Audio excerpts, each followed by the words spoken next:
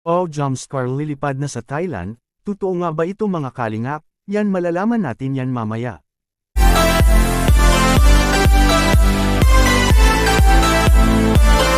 Sa namang mapalang araw sa inyong lahat mga kalingap, sana po ay lagi kayong nakasuporta sa aking ginagawang reaction video.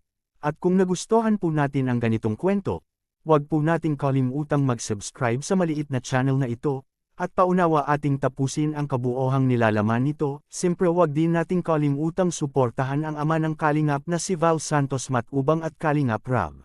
Wow, Carla at Papa Joms lilipad na papuntang Thailand mga kalingap na nakasakay na ito sa loob ng eroplano. Pero bago yon ay pag-usapan muna natin mga kalingap ang bagong sasakyan ngayon ni Carla at Papa Joms na isang brand new NMAX, na pinuri talaga ng labis sa manunood at hinahangaan ito lalo na rin sa mga solid fans ng Jumpscar na magkaroon sila ng panibagong motor mga kalingap.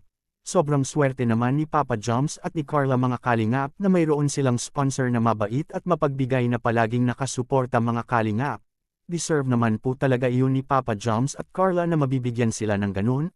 Kung ating tutuusin ay sobrang napakarami ang napasaya nila sa kanilang tambalan ngayon, dahil inaalis nila mga kalingap ang mga stress ng maraming manunood lalo na sa mga taga-ibang bansa na ang Jumpscar lang talaga ang nakapagpaalis ng kanilang mga lungkot sa kanilang mga pamilya. Kaya di talaga natin maitatanggi na maraming nagmamahal sa Jumpscar ngayon, kaya kung ito'y mawawala ay tiyak marami ang magluluksa nito at mawala na ng gana para manood pa mga kalingap. Samantala Carla at Papa Joms lilipad na nga ba sa Thailand mga kalingap na sumakay na ito sa loob ng eroplano, nakasama pa nga nito si Kalingap Rab mga kalingap na nakapicture silang tatlo. Totoo nga kaya ito mga kalingap na ating nakita at nasagap na sobrang bago pa.